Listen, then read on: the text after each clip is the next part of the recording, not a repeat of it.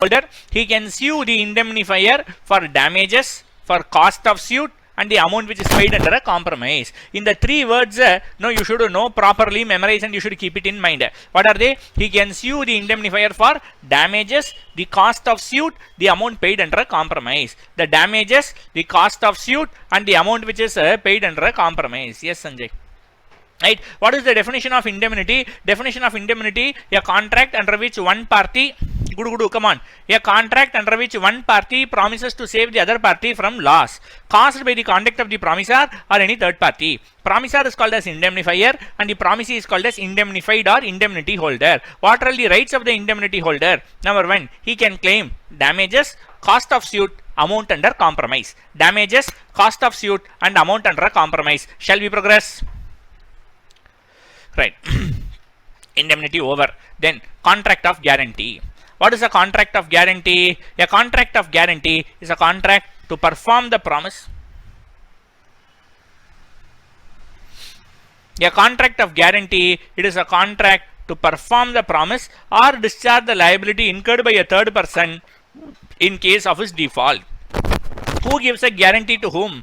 The surety gives a guarantee to creditor. The surety gives a guarantee to creditor. In respect of what? In respect of the liability of. In respect of the liability of the principal debtor, which means the person, the third person is whom we call as principal debtor. The person who is giving the surety is called as surety. The person to whom the surety is given is called as creditor. The person to whom the surety is given is called as creditor. So what are all the important points with respect to what are all the important points with respect to surety? There are three parties and there are three contracts. Who are the three parties? The three parties are the principal debtor, the creditor, and the surety. What are all the three contracts? The three contracts are, one is the contract between the principal debtor and the creditor. One is the contract between, okay.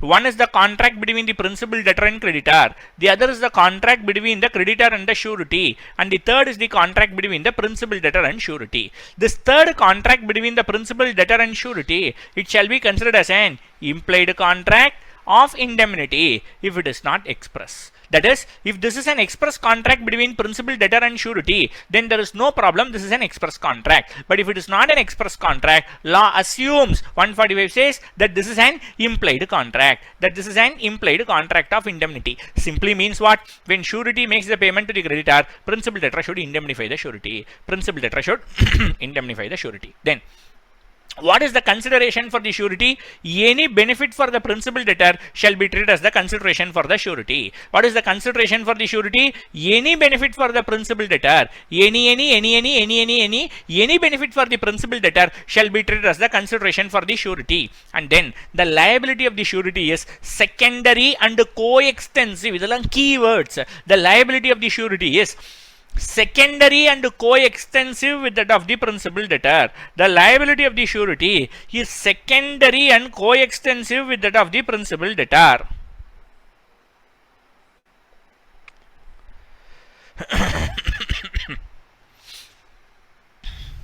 Then, when is the surety liable even though the principal debtor is not liable? When is the surety liable even though the principal debtor is not liable? Number one, if the principal debtor is a minor or if the principal debtor becomes insolvent. If the principal debtor, is a minor,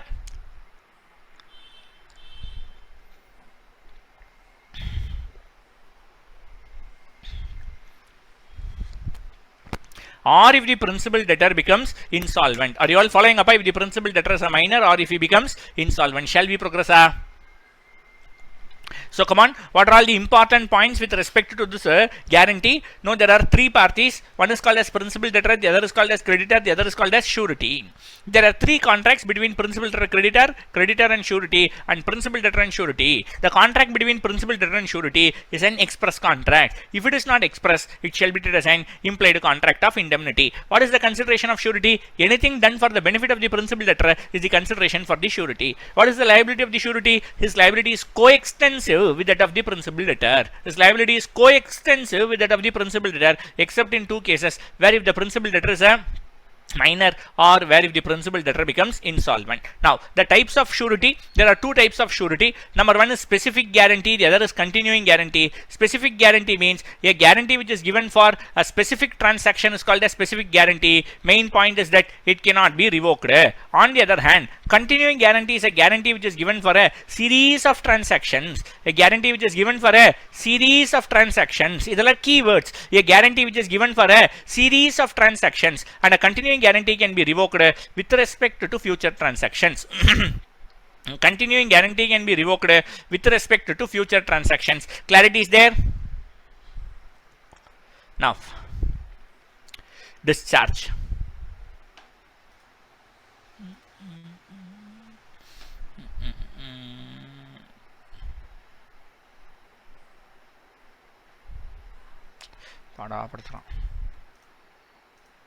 Just a minute.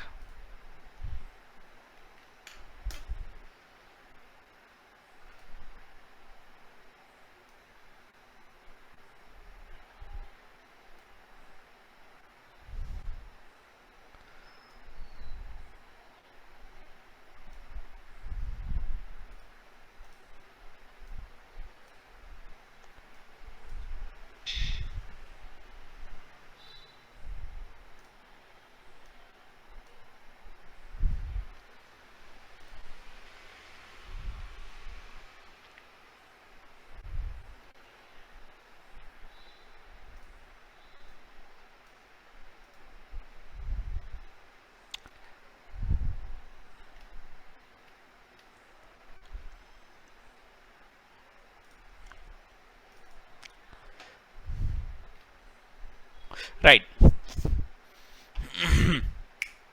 Student, shall we progress? Shall we?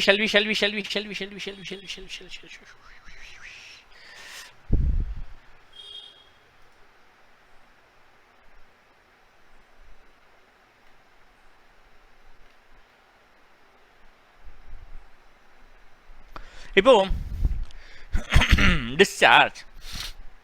How can this discharge happen? Discharge, number one, it can be by the act of the creditor.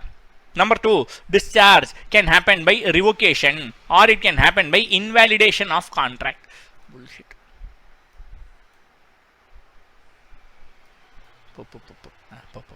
Sorry. It can be by an act of creditor, or it can be by invalidation of the contract, or it can be by revocation. First, revocation. Can I revoke the guarantee which is given? Yes, by giving notice, and in the case of death, revocation will happen, that only with respect to future transactions, not not with respect to past transactions. Appa a guarantee is already given na, that's all. That is a closed story. The guarantee can be revoked only with respect to future transactions. It can be revoked only with respect to future transactions. Similarly, novation.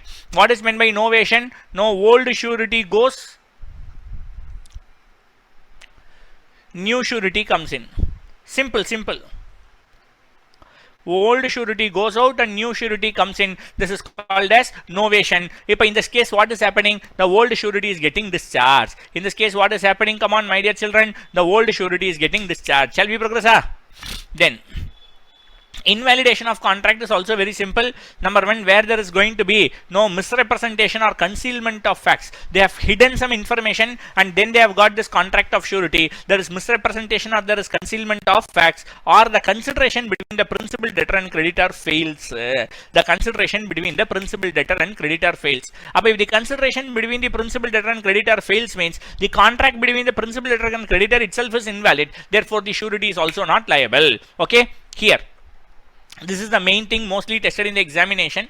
Any variation in the terms of contract without W bar O means don't blink. What is that? It is without the surety's consent. Any variation in the terms of the contract without the consent of the surety will discharge the surety with respect to future transactions. Or principal debtor is released na, surety is also released. Principal debtor is released either by way of an agreement, or by way of an act, or by way of an omission. Either by way of an agreement, or by way of an act, or by way of an omission. Or there is an agreement between principal debtor and creditor for extension of time, or not to sue. There is an agreement between the principal debtor as well as the creditor for extension of time or for not to sue. However, if this agreement is between is with the third parties, that will not discharge the surety. So main point is that there should be an agreement between the principal debtor and creditor. Only then the surety will be discharged. However, if that agreement is with the third parties, or there is a mere forbearance to sue not backed by an agreement, there is a mere forbearance to sue, just like that the surety is sitting, like how we were sitting in the last 9 months. I should not tell you, you all have put so much of efforts. For fun, I am just telling, like how generally people used to sit before all the day before examination, 6 months before the examination எப்படி இருப்பாளோ அந்த மாதிரி mere forbearance to sue, not doing anything, சும்மா they are sitting, that is called as mere forbearance to sue without an agreement, that will not discharge the surety. அப்ப when will the surety be discharged? Number 1, there is an agreement between the principal debtor and the creditor. As a result of that agreement, there is an extension of time or there is going to be agreement not to sue, only then the surety will be discharged.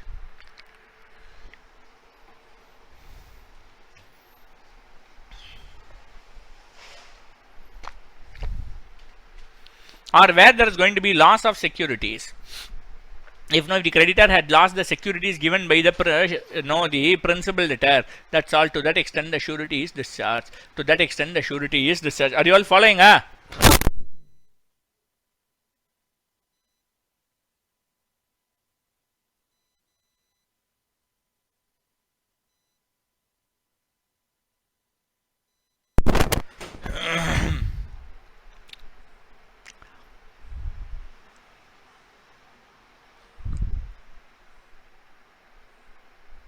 Right. Shall we boys, shall we girls, intelligent students, shall we?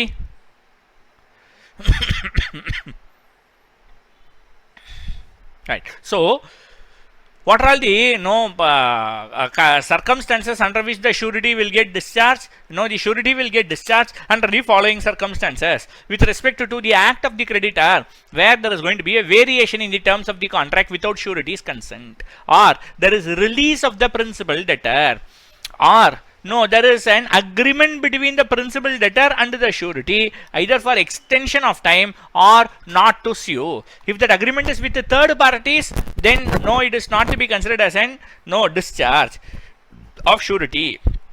Or if that agreement, through agreement we are not suing, we are just like that not suing, there is a forbearance to sue, then also the surety is not discharged. Where there is loss of securities, there the surety is discharged. About 4 circumstances under which the surety will be discharged: variation in the terms of the contract, release of the principal debtor, agreement between the principal debtor and creditor for extension of time or not to sue, and number 4, loss of securities. In case of revocation, either by notice or death for future transactions, and by novation and invalidation of contract, misrepresentation or concealment of material facts, or where the consideration fails, under these circumstances the surety will be discharged.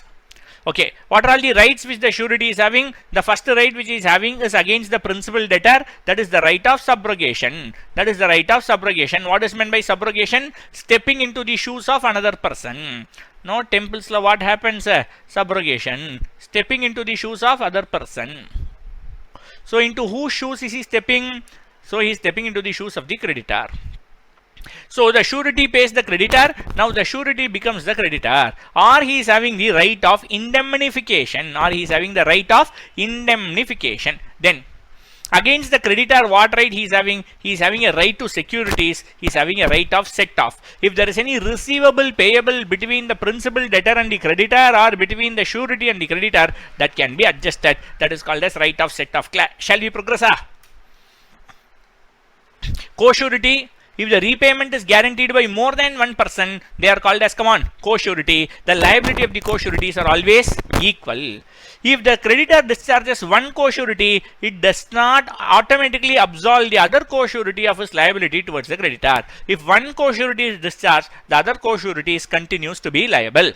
And where I am giving a co-surety on a guarantee that only if somebody else is joining as a co-surety, I will also join, and if that somebody else is not joining, then my co-surety is also not valid. So I am telling, I am giving guarantee to you If Suman also joins as a co-surety, if Suman is not giving a co-surety, then no, my co-surety is also not valid. So these are all the points with respect to co-surety. Are you all following up?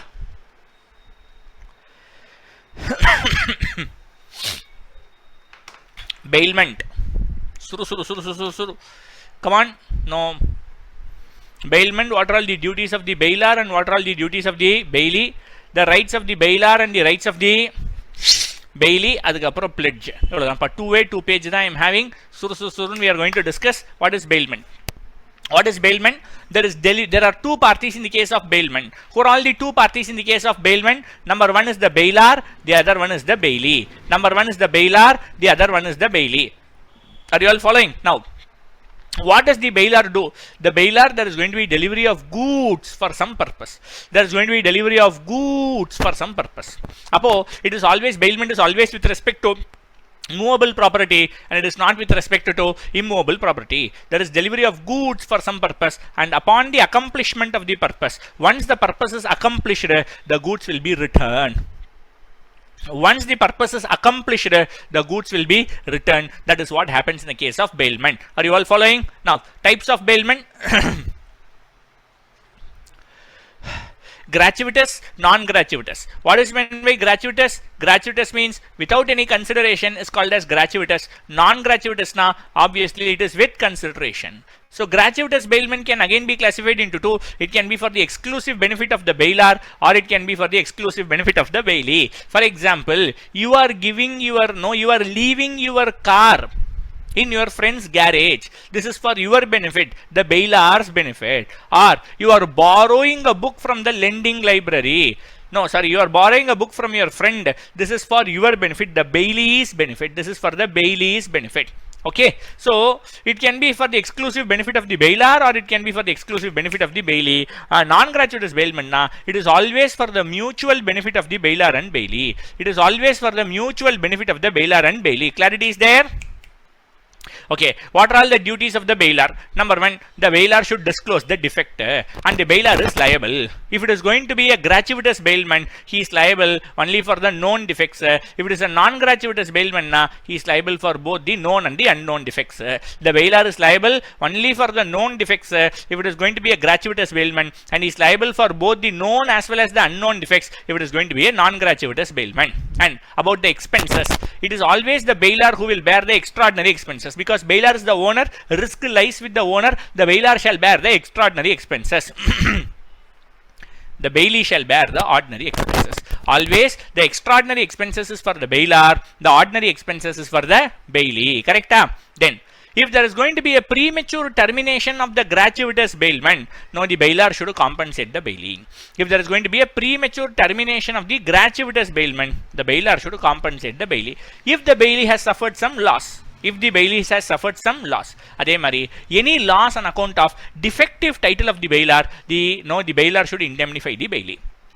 About what are all the things? The bailer should compensate the bailee for any loss which is arising out of the known defects in the case of gratuitous, for known as well as unknown in the case of non-gratuitous bailment. And always extraordinary expenses should be borne by the bailer and the ordinary expenses should be borne by the bailee. Then, if the bailer is going to prematurely close the bailment, then for that gratuitous bailment premature closure, if the bailer has suffered any loss, he should know. If the bailee has suffered any loss, the bailer should compensate. Then, because of the defect in title, if the bailee has suffered any loss, the bailer should compensate that loss. Shall we progress? Everybody?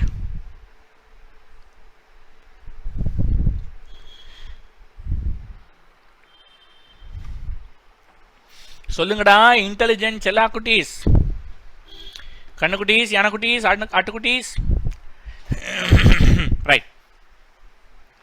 What are the duties of bailee? Number one, the bailee should take reasonable care. The bailee should take dash care, reasonable care. What is meant by reasonable care? That care which he will take if the goods were his own goods is called as reasonable care. That care which he will take if the goods were his own goods is called as dash care. It is called as reasonable care. Friends, are you all following? Okay. no mixing should be done. Okay, I should not speak about this. No, night 9 o'clock I should not speak about this, but provision is there. No mixing should be done. No mixing can be done. No, with permission you can do mixing. If you are no doing the mixing with permission, in the mixture they are entitled for an interest. In the mixture they are entitled for a interest. Mixing, mixture, ஏதோ main dish, main event, side dish நினச்சிக்காத. So they are entitled for a share in the mixture. If it is mixing without permission, then you should separate and give. If it is not possible, you should compensate the bailer. This is the duty of the bailee. This is the duty of the bailee. Are you all following up? Then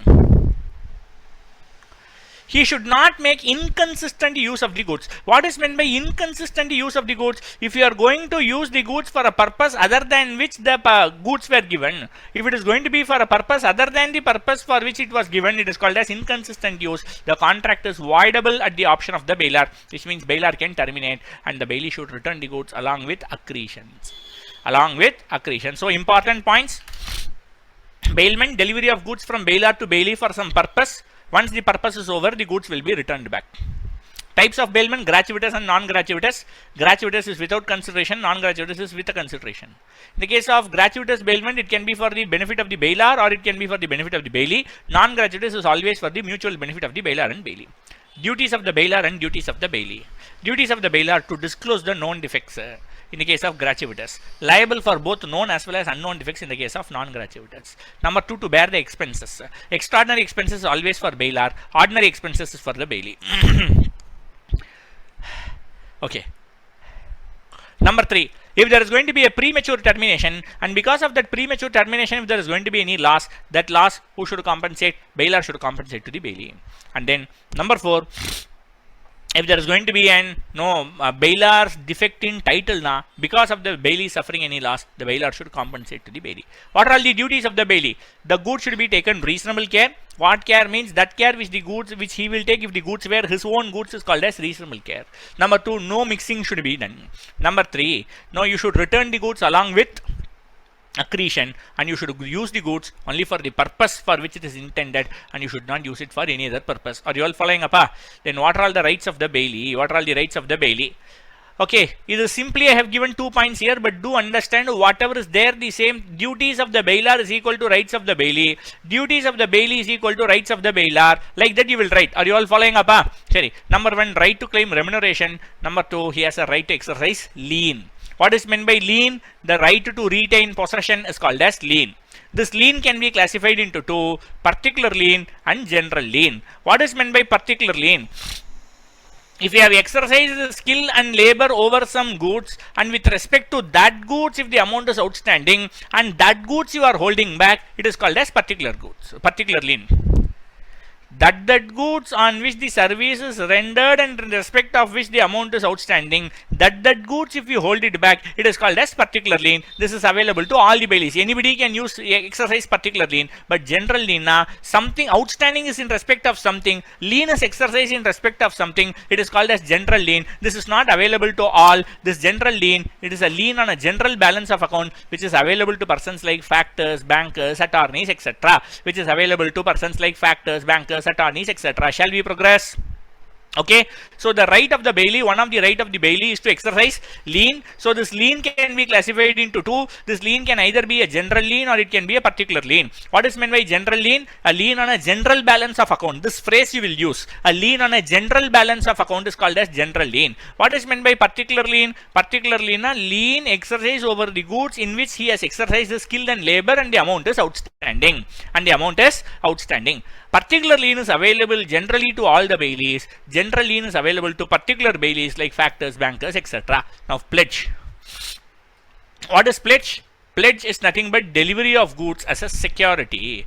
Delivery of goods as a security. But the main difference between bailment and pledge is that bailment, delivery of the goods for some purpose. It can be any purpose. Here the purpose is mentioned. Delivery of goods is only for a security. Delivery of goods is only for a security. 2 parties, pledger and pledgee. Pledge being a bailment. Pledge being a bailment. All the rules of the bailment will also apply to pledge. All the rules of the bailment will also apply to pledge. In addition, What are all the rights of the pani? So you should know, if I am giving my chain to you, I am called as panar and you are called as pani. If I am giving my chain to you, then I am called as panar and you are called as pani. Samjha? Ipo, what is the rights of the pani? Now what is that the pani can do? The pani can exercise lien. The pledgee or pani can exercise lien. Set pasanga can exercise lien pa. Very simple. So set pasanga can exercise lien. Set pasanga can exercise lien for what? For the debt plus interest plus ordinary expenses they can exercise lien. Extraordinary expenses they can only sue, they cannot exercise lien. Okay, they can no exercise lien for the debt plus interest plus ordinary expenses. For extraordinary expenses they cannot exercise lien. Are you all following? Then the said buyer can sell the goods after giving notice. Excess or shortfall shall be adjusted. Which means what? It is pledged for rupees 2 lakhs and the interest component comes to 2.5 lakhs. So 2 plus 0.5, 2.5 lakhs. It is sold for 3 lakhs abdinal. Balance 50,000 should be handed over to the owner. Principal plus interest comes to 3.25 lakhs and it is sold only for 3 lakhs. Now the owner should pay the said buyer 25,000. Are you all following up?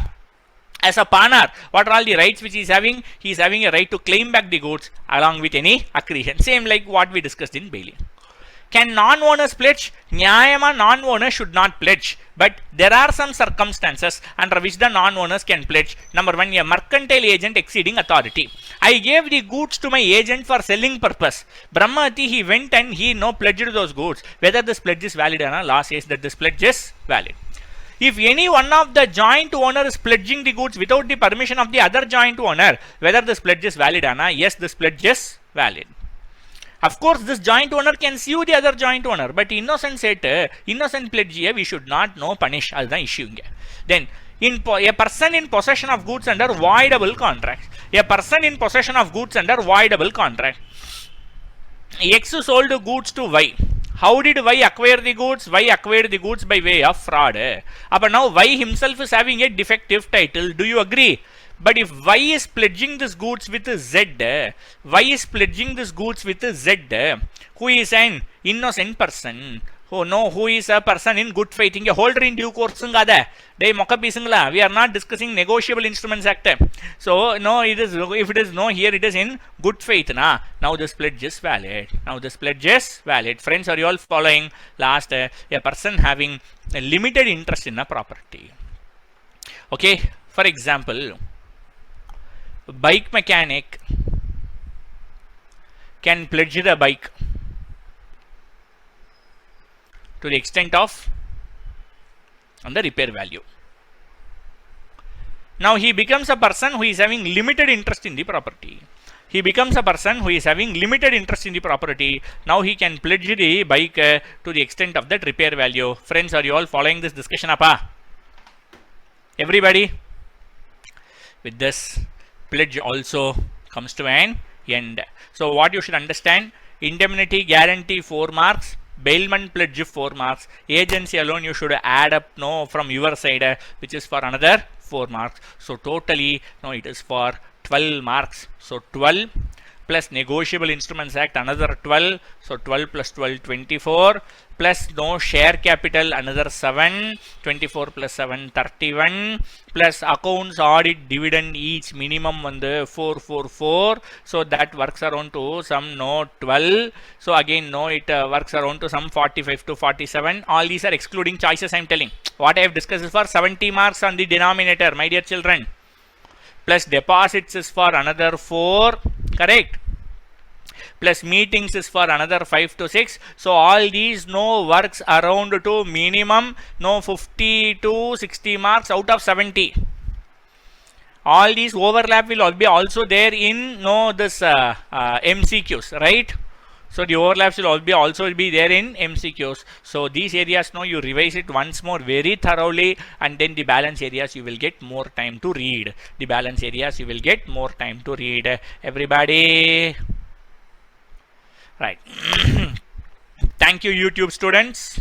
Thank you very much. Thank you, YouTube students. Thank you very much. Thank you, YouTube students. Thank you very much. On the live off pannuppa.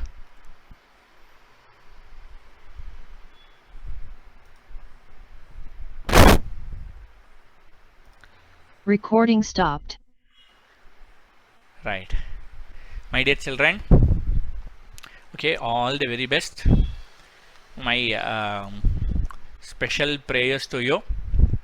I am sure no all these so much of no efforts all these days, எதுவும் nothing will go in vain. சரியா? நிச்சயம் வந்து நீ போய் வந்து Recording in progress. இது ஏன்டா record பண்ற? நிச்சயம் வந்து நீ போய் வந்து பொழப்ப, அது எனக்கு நல்லாவே வந்து தெரியும். No, you people know you are going to rock like anything. You are going to rock like anything. I am very very sure about that. My prayers. My prayers. சரியா? ரைட். ஆமாம், ஆர்ஓசி லைக் எனி திங். அடடா. சரியா? எல்லாம் போயிட்டு அண்ணா சாப்பிட்டுட்டு படுத்து தூங்கு. Night ஒழுங்காக தூங்கியிருக்க மாட்டேன். ஃபஸ்ட் எக்ஸாமினேஷன் கொஞ்சம் படபடன்ட்டு இருந்திருக்கும். நல்லா கொஞ்சம் அண்ணா தூங்கி நாளைக்கு சூரியன் உதிக்கிறதுக்கு முன்னாடி எழுந்துடும். சரியா? ஸ்ருதி நத்திங். ஒரு சின்ன அட்வைஸ் மட்டும் சொல்கிறேன்ப்பா. எப்போவும் ஆன்சர் ஷீட்டை வாங்கின உடனே முதல்ல ரோல் நம்பரை முதல்ல எழுதிடுங்க.